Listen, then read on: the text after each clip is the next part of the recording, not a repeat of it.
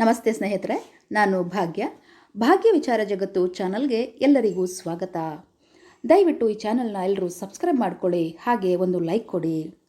ಸ್ನೇಹಿತರೆ, ಮಹಾಭಾರತವನ್ನು ಓದಿದ ಕೇಳಿದ ನಂತರ ನಮಗೆಲ್ಲರಿಗೂ ಕಾಡುವಂತಹ ಪ್ರಶ್ನೆ, ಪಾಂಡವರು ದುರ್ಯೋಧನ ಮತ್ತು ಶಕುನಿಯೊಂದಿಗೆ ದಾಳದ ಆಟಗಳನ್ನು ಆಡಿದಾಗ ಮಹಾಭಾರತದ ಸೂತ್ರಧಾರಿಯಾದಂತಹ ಕೃಷ್ಣ ಅವರನ್ನು ಏಕೆ ಕಾಪಾಡಲಿಲ್ಲ?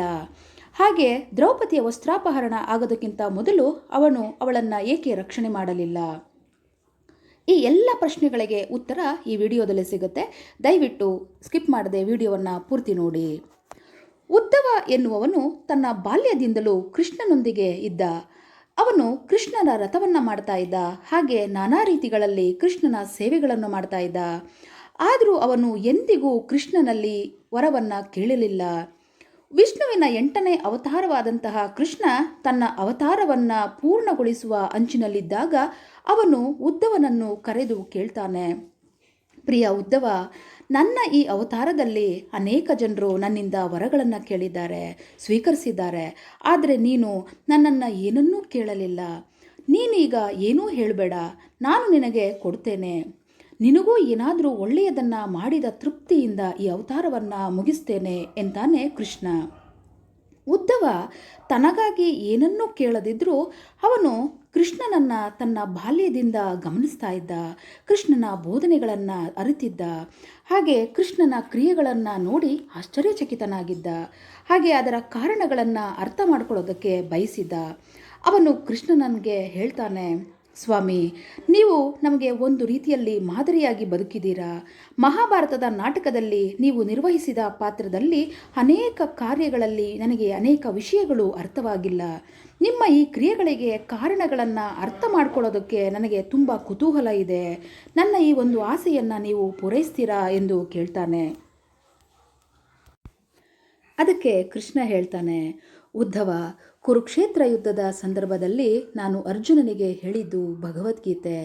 ಆದರೆ ಇಂದು ನಾನು ನಿನಗೆ ನೀಡುವಂತಹ ಪ್ರತಿಕ್ರಿಯೆಗಳು ಉದ್ಧವ ಗೀತೆ ಎಂದು ಕರೆಯಲ್ಪಡುತ್ತೆ. ಅದಕ್ಕಾಗಿ ನಾನು ನಿಮಗೆ ಈ ಅವಕಾಶವನ್ನು ನೀಡಿದ್ದೇನೆ. ದಯವಿಟ್ಟು ಸಂಕೋಚವಿಲ್ಲದೆ ಕೇಳು ಅಂತ ಹೇಳ್ತಾನೆ. ಆಗ ಉದ್ಧವ ಪ್ರಶ್ನೆಗಳನ್ನು ಕೇಳೋದಕ್ಕೆ ಶುರು ಮಾಡ್ತಾನೆ. ಕೃಷ್ಣ, ಮೊದಲು ಹೇಳು, ನಿಜವಾದ ಗೆಳೆಯ ಅಂದರೆ ಯಾರು?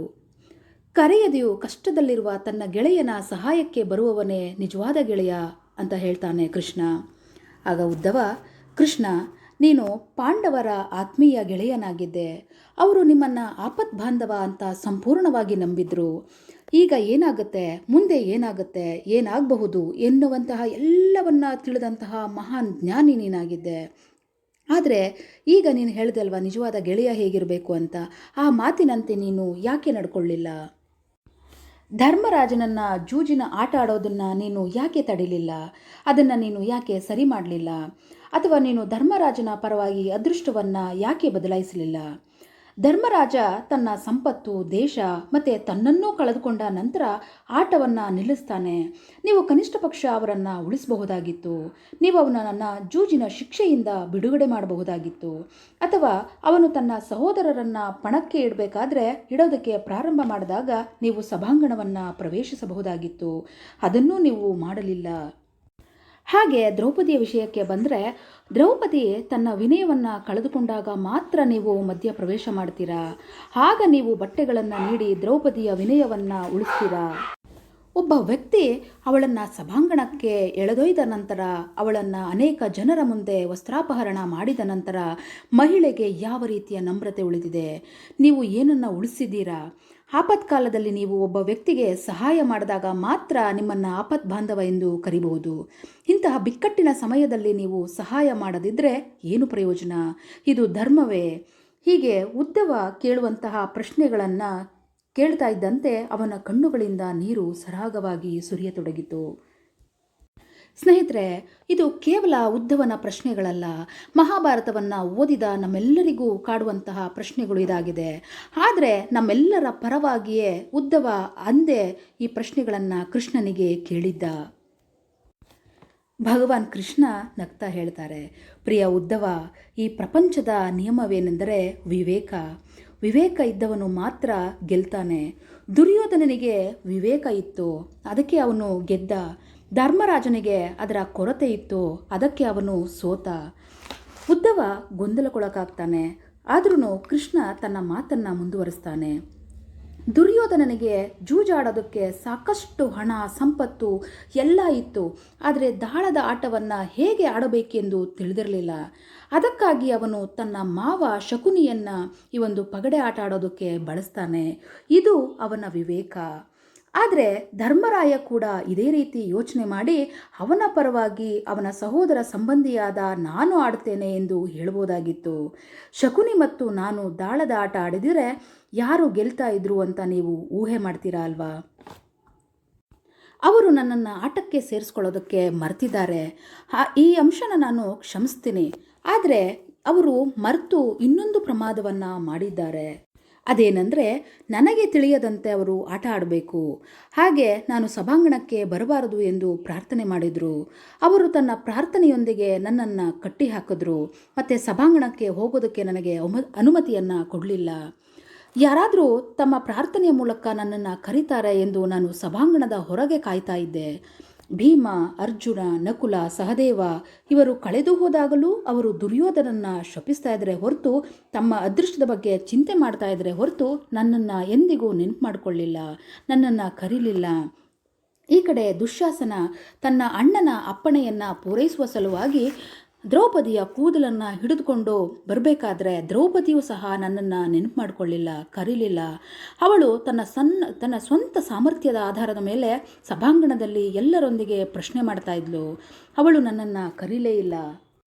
ಅಂತಿಮವಾಗಿ ದುಶ್ಯಾಸನ ಅವಳ ವಸ್ತ್ರಾಪಹರಣ ಮಾಡೋದಕ್ಕೆ ಪ್ರಾರಂಭ ಮಾಡಿದಾಗ ಅವಳು ತನ್ನ ಸ್ವಂತ ಶಕ್ತಿಯನ್ನು ಮರೆತು ಶ್ರೀಹರಿ ಅಭಯಂ ಕೃಷ್ಣಂ ಅಭಯಂ ಎಂದು ಕೂಗೋದಕ್ಕೆ ಪ್ರಾರಂಭ ಮಾಡಿದ್ಲು. ನನಗಾಗಿ ಕೂಗಿದಳು. ಆಗ ಮಾತ್ರ ನಾನು ಅವಳ ವಿನಯವನ್ನು ಉಳಿಸುವಂತಹ ಅವಕಾಶ ಸಿಕ್ತು. ತಕ್ಷಣ ನಾನು ಅಲ್ಲಿಗೆ ಹೋಗಿ ಅವಳ ನಮ್ರತೆಯನ್ನು ಉಳಿಸಿದೆ. ಈ ಪರಿಸ್ಥಿತಿಯಲ್ಲಿ ನನ್ನ ತಪ್ಪೇನು? ಅದ್ಭುತ ವಿವರಣೆ ಕೃಷ್ಣ. ನಾನು ಪ್ರಭಾವಿತನಾಗಿದ್ದೇನೆ. ಆದರೂ ನಾನು ನಿಮಗೆ ಇನ್ನೊಂದು ಪ್ರಶ್ನೆ ಕೇಳಬಹುದೇ ಎಂದು ಉದ್ಧವ ಹೇಳ್ತಾನೆ. ಅದಕ್ಕೆ ಕೃಷ್ಣ ಮುಂದುವರಿಯೋದಕ್ಕೆ ಅವಕಾಶ ನೀಡ್ತಾನೆ. ಆಗ ಉದ್ಧವ ಹೇಳ್ತಾನೆ, ಅಂದರೆ ನೀನು ಕರೆದರೆ ಮಾತ್ರ ಬರ್ತೀಯಾ? ಬಿಕ್ಕಟ್ಟಿನಲ್ಲಿರುವ ಜನರಿಗೆ ಸಹಾಯ ಮಾಡೋದಕ್ಕೆ, ನ್ಯಾಯವನ್ನು ಸ್ಥಾಪಿಸೋದಕ್ಕೆ ನೀವೇ ಸ್ವತಃ ಬರುವುದಿಲ್ಲವೇ ಎಂದು ಕೇಳಿದಾಗ ಕೃಷ್ಣ ನಗ್ತಾನೆ. ಉದ್ಧವ, ಈ ಜನ್ಮದಲ್ಲಿ ಪ್ರತಿಯೊಬ್ಬರ ಜೀವನವು ಅವರವರ ಕರ್ಮದ ಆಧಾರದ ಮೇಲೆ ಸಾಗುತ್ತೆ. ನಾನು ಅದನ್ನು ಎಂದಿಗೂ ಬದಲಾಯಿಸೋದಿಲ್ಲ. ನಾನು ಅದರಲ್ಲಿ ಹಸ್ತಕ್ಷೇಪ ಮಾಡೋದಿಲ್ಲ. ನಾನೊಬ್ಬ ಸಾಕ್ಷಿ ಮಾತ್ರ. ನಾನು ನಿಮ್ಮ ಹತ್ರ ನಿಂತು ಏನು ನಡೀತಾ ಇದೆ ಎಂಬುದನ್ನು ಗಮನಿಸ್ತಾ ಇರ್ತೇನೆ. ಇದು ನನ್ನ ಧರ್ಮ. ಅದಕ್ಕೆ ಉದ್ಧವ ಹೇಳ್ತಾನೆ, ಅಯ್ಯೋ ತುಂಬ ಚೆನ್ನಾಗಿದೆ ಕೃಷ್ಣ. ಆ ಸಂದರ್ಭದಲ್ಲಿ ನೀವು ನಮ್ಮ ಹತ್ರ ನಿಂತು ಎಲ್ಲ ದುಷ್ಕೃತ್ಯಗಳನ್ನು ಗಮನಿಸಿ ನಾವು ಹೆಚ್ಚು ಪಾಪ ಮಾಡಬೇಕೆಂದು ನೀವು ಬಯಸ್ತೀರಾ?